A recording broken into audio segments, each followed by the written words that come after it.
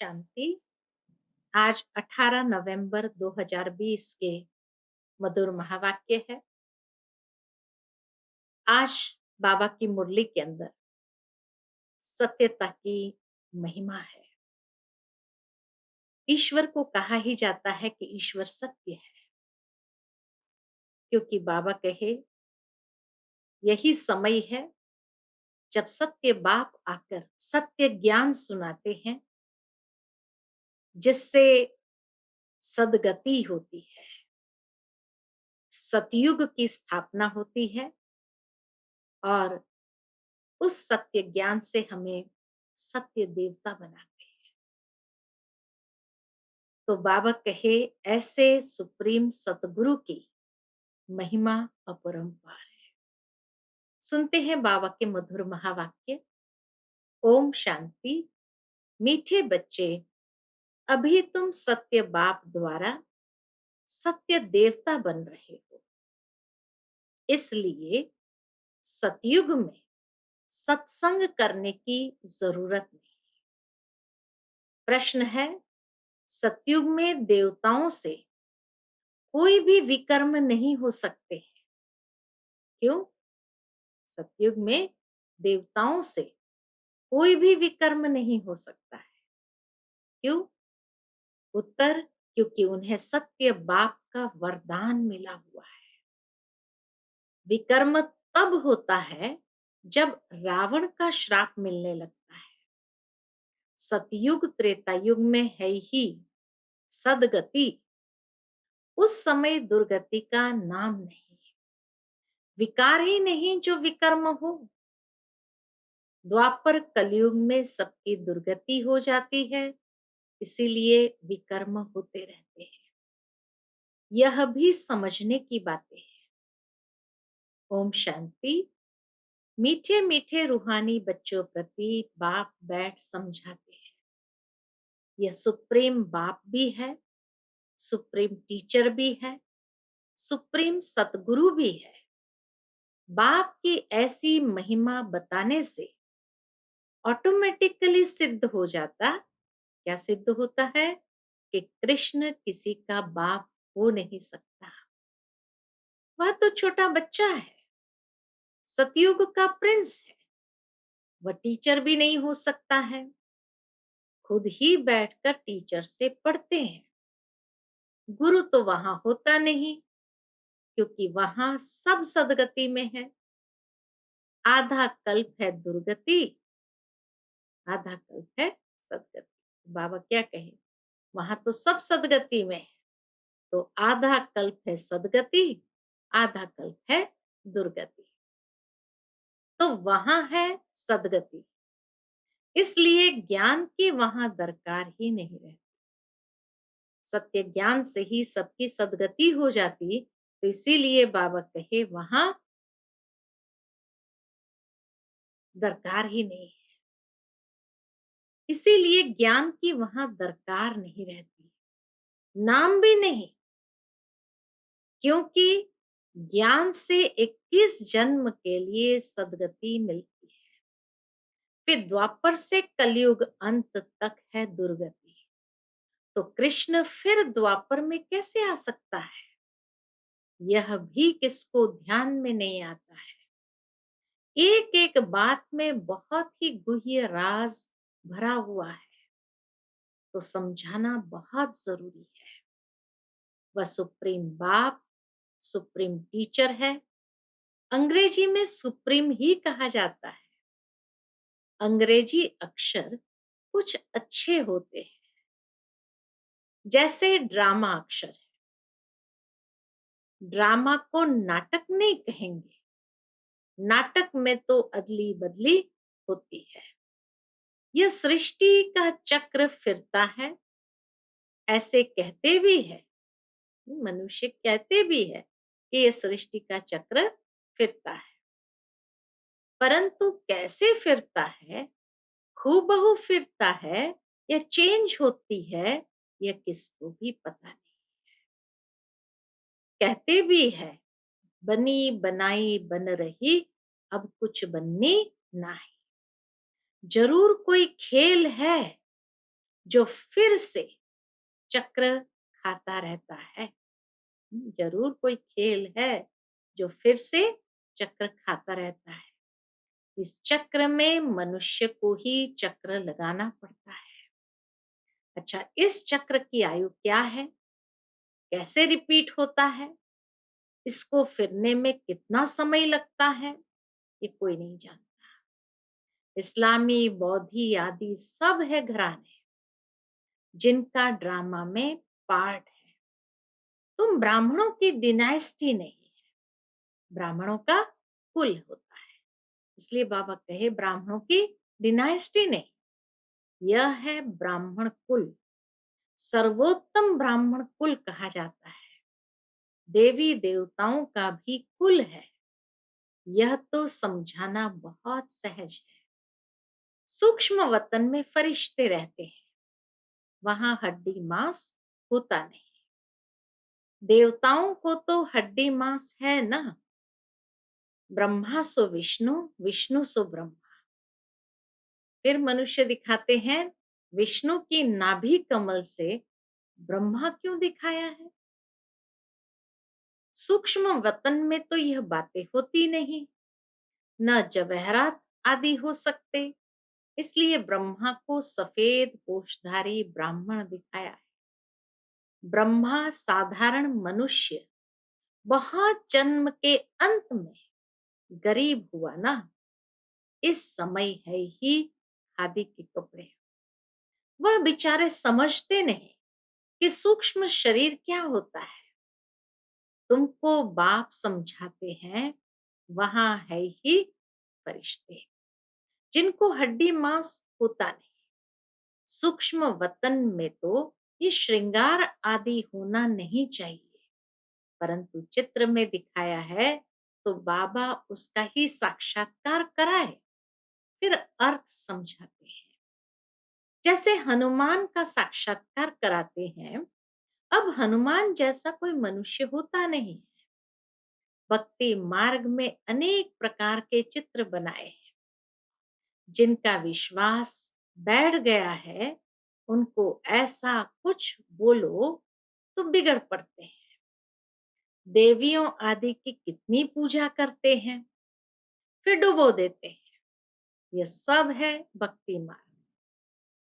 भक्ति मार्ग के दलदल में गले तक डूबे हुए हैं, तो फिर निकाल कैसे सकेंगे? निकालना ही मुश्किल हो जाता है।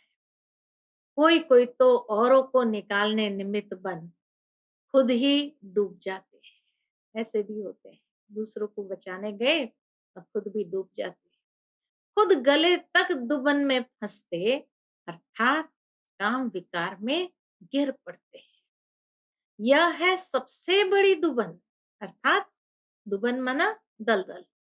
सतयुग में यह बातें होती नहीं।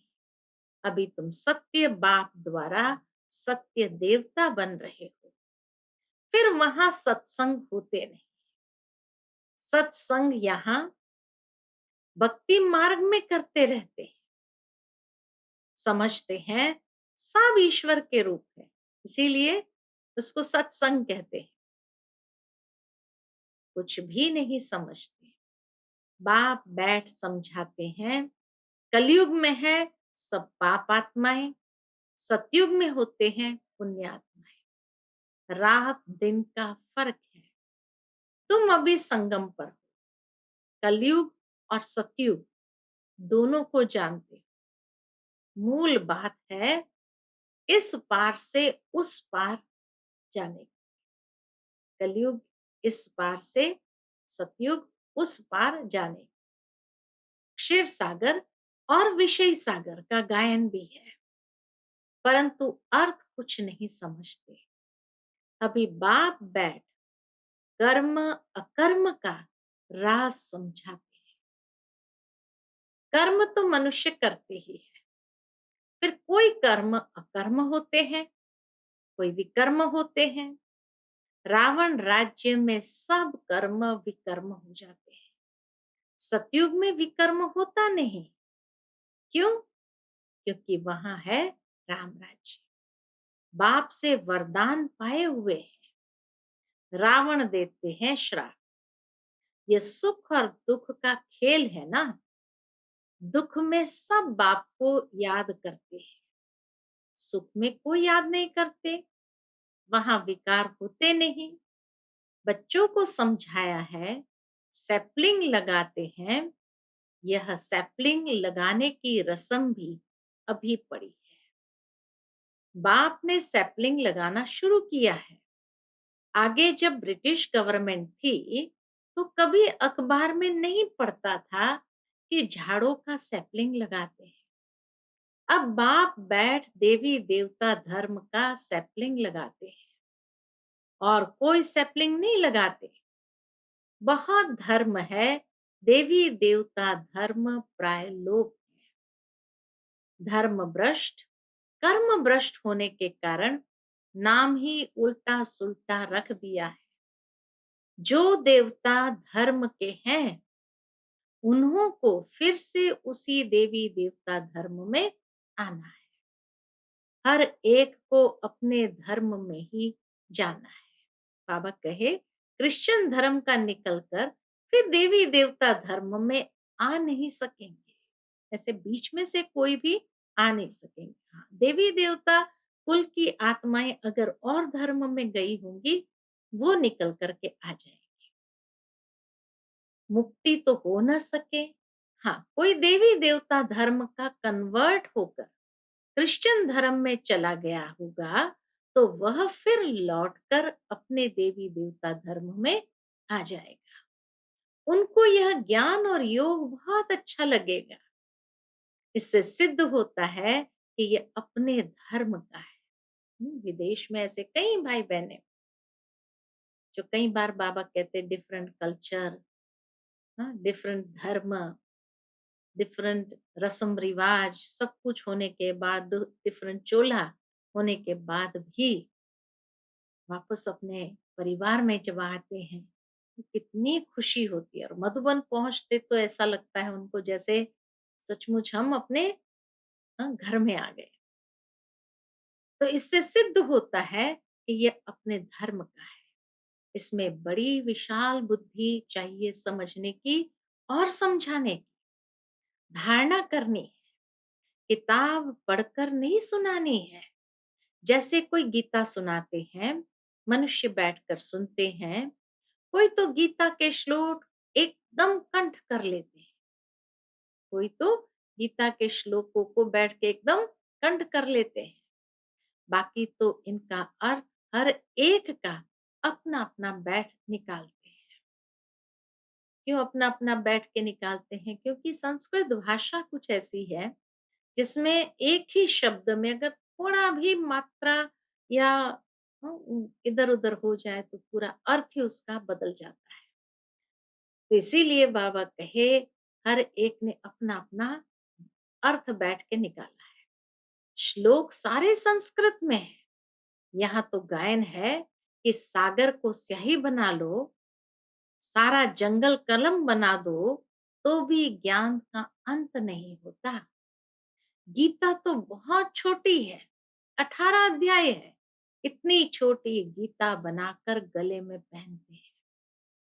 बहुत पतले अक्षर होते हैं, गले में पहनने की भी आदत होती है। कितना छोटा लॉकेट बनता है, वास्तव में है तो सेकंड की बात। बाप का बना जैसे कि विश्व का मालिक बना। बाबा, हम आपका एक दिन का बच्चा हूं। कई नशे वाले निश्चय बुद्धि ऐसे होते हैं, तो बाबा के पास आकर कहते, बाबा हम आपका एक दिन का बच्चा हूं। ऐसे भी लिखने शुरू करेंगे। एक दिन में निश्चय हुआ और फट से पत्र लिखेंगे। अंतिम समय जैसे जैसे आएगा, तो बाबा कहे, बच्चे जैसे ज्ञान में आएंगे, निश्चय हुआ ये हमारा बाबा है, बस कहेंगे हम एक दिन के बच्चे हैं और तुरंत पत्र लिखेंगे। बच्चा बना तो विश्व का मालिक हुआ। यह भी कोई की बुद्धि में मुश्किल बैठता है ना। तुम विश्व का मालिक बनते हो ना, वहां और कोई खंड नहीं रहता है। नाम निशान गुम हो जाता है। कोई को मालूम भी नहीं रहता कि यह खंड थे। अगर थे तो जरूर उसकी हिस्ट्री ज्योग्राफी चाहिए। वहां तो यह होते ही नहीं। बाबा कहे वहां यह होते ही नहीं, इसीलिए कहा जाता है तुम विश्व के मालिक बनने वाले हो। इतने खंड खंड खंड होते ही नहीं, इसीलिए बाबा कहे, कहा जाता है कि तुम विश्व के मालिक बनने वाले हो। बाबा ने समझाया है, मैं तुम्हारा बाप भी हूँ, ज्ञान का सागर हूँ। यह तो बहुत ऊंचते ऊंच ज्ञान है जिससे हम विश्व के मालिक बनते हैं। हमारा बाप सुप्रीम है, सत्य बाप, सत्य टीचर है, सत्य सुनाते हैं, बेहद की शिक्षा देते हैं, बेहद का गुरु है, सबकी सदगति करते हैं। तो सत्य ज्ञान की, सत्य बाप की सदगति की कितनी महिमा है और आपसे कनेक्शन कितना है। तो इसीलिए बाबा कहे सबकी सदगति करते हैं। एक की महिमा की तो वह महिमा फिर दूसरे की हो नहीं सकती। फिर वह आप समान बनाए तब हो सकते हैं। तो तुम भी पतित पावन ठहरे, सत नाम लिखते हैं। बाबा कहे तुम सत नाम लिखते हैं। क्या नाम लिखते हैं? पतित पावनी गंगाएं ये माताएं हैं। शिव शक्ति कहो, शिव वंशी कहो, शिव वंशी ब्रह्मा कुमार कुमारियां। शिव वंशी तो सब है, बाकी ब्रह्मा द्वारा रचना रचते हैं तो संगम पर ही ब्रह्मा कुमार कुमारियां होते हैं। ब्रह्मा द्वारा एडॉप्ट करते हैं, पहले पहले होते हैं ब्रह्मा कुमार कुमारी। कोई भी ऐतराज उठाए तो उसको बोलो यह प्रजापिता है, इसमें प्रवेश करते हैं। अगर कोई ब्रह्मा को लेकर ऐतराज उठाए तो बाबा कहे बोलो ये प्रजापिता है, इसमें प्रवेश करते हैं। बाप कहते हैं बहुत जन्म के अंत में मैं प्रवेश करता हूं। दिखाते हैं विष्णु की नाभि से ब्रह्मा निकला। अच्छा, विष्णु फिर किसकी नाभि से निकला? उसमें एरो का निशान दे सकते हैं कि दोनों ओत प्रोत है, ब्रह्मा सो विष्णु, विष्णु सो ब्रह्मा।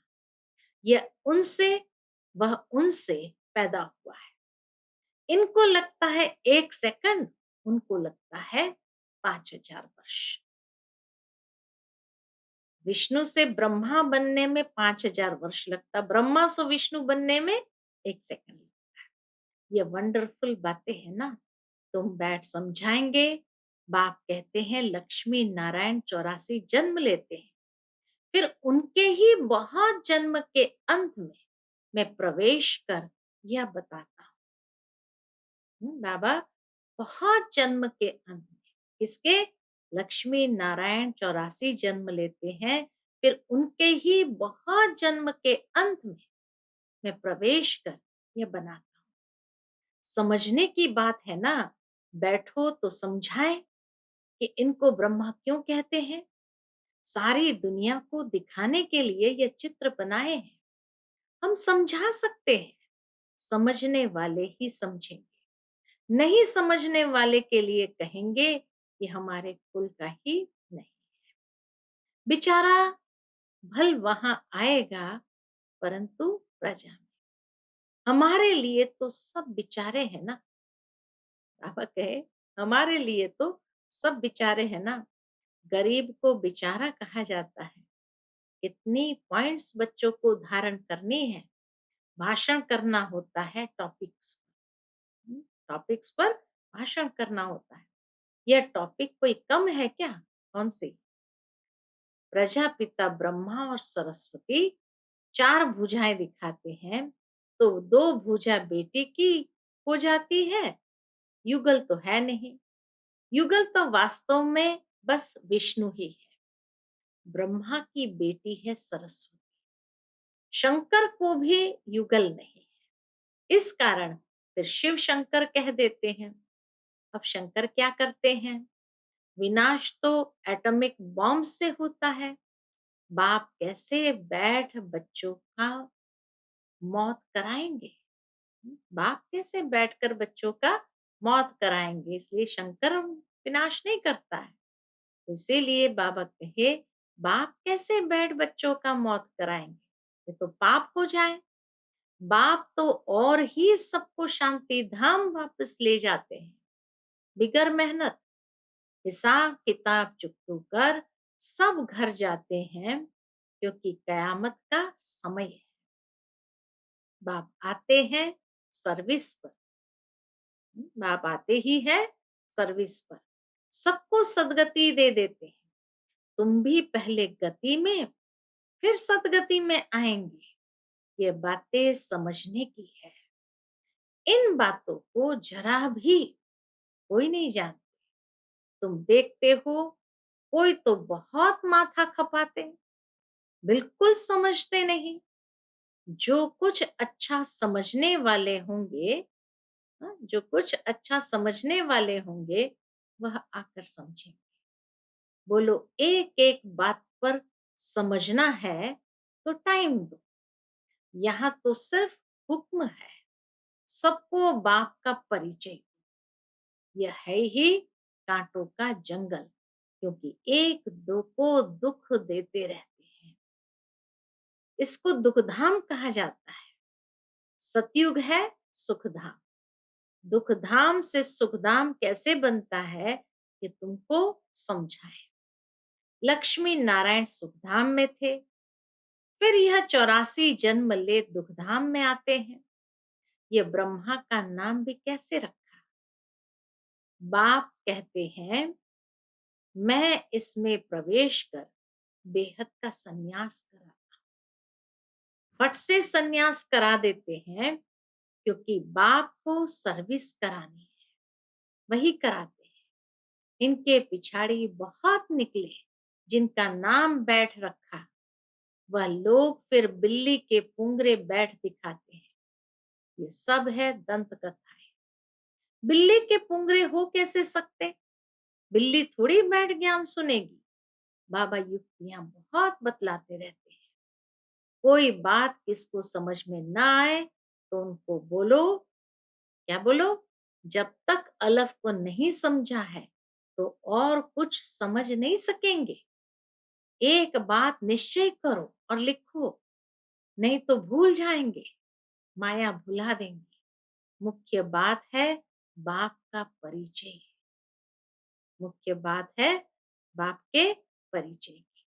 हमारा बाप सुप्रीम बाप, सुप्रीम टीचर है, जो सारे विश्व के आदि मध्य अंत का राज समझाते हैं, जिसका कोई को पता नहीं। इस समझाने में टाइम चाहिए। जब तक बाप को ही नहीं समझा है, तब तक प्रश्न उठते ही जाएंगे। अलफ नहीं समझा है तो बेह को कुछ नहीं समझेंगे। मुफ्त संशय उठाते रहेंगे। ऐसा क्यों? शास्त्र में तो ऐसे कहते। इसलिए पहले सबको बाप का परिचय। अच्छा, मीठे मीठे सिकिलते बच्चों प्रति माता पिता बाप दादा का याद प्यार और गुड मॉर्निंग। रूहानी बाप की रूहानी बच्चों को नमस्ते। हम सब रूहानी बच्चों की रूहानी माता पिता बाप दादा को याद प्यार, गुड मॉर्निंग और नमस्ते। नमस्ते। शुक्रिया बाबा, शुक्रिया। आज की मुरली से धारणा के लिए मुख्य सार है। पहली पॉइंट, कर्म, अकर्म और विकर्म की गुह्य गति को बुद्धि में रख। अब कोई विकर्म नहीं करने। ज्ञान और योग की धारणा करके दूसरों को सुनाना है।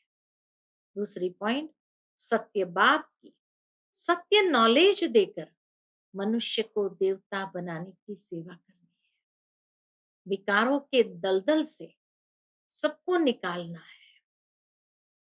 आज का बाबा का मधुर वरदान, अपनी पावरफुल स्थिति द्वारा, अपनी पावरफुल स्थिति द्वारा मनसा सेवा का सर्टिफिकेट प्राप्त करने वाले स्व अभ्यासी भव। अपनी पावरफुल स्थिति द्वारा मनसा सेवा का सर्टिफिकेट प्राप्त करने वाले स्व अभ्यासी भव। विश्व को लाइट और माइट का वरदान देने के लिए अमृत वेले याद के स्व अभ्यास द्वारा पावरफुल वायुमंडल बनाओ, तब मनसा सेवा का सर्टिफिकेट प्राप्त होगा। लास्ट समय में मनसा द्वारा ही नजर से निहाल करने, अपनी वृत्ति द्वारा उनकी वृत्तियों को बदलने की सेवा करनी है। अपनी श्रेष्ठ स्मृति से सबको समर्थ बनाना है। जब ऐसा लाइट माइट देने का अभ्यास होगा, तब निर्विघ्न वायुमंडल बनेगा और यह किला मजबूत होगा। यह ब्राह्मणों का किला मजबूत होगा। आज का स्लोगन है, समझदार वह जो मनसा वाचा कर्मणा तीनों सेवाएं साथ साथ करते हैं। समझदार वह जो मनसा वाचा कर्मणा तीनों सेवा साथ साथ करते हैं। अच्छा, Om Shanti. To watch Peace of Mind channel videos on YouTube, subscribe us on youtube.com/tvpeaceofmind. Just a click for a peaceful life.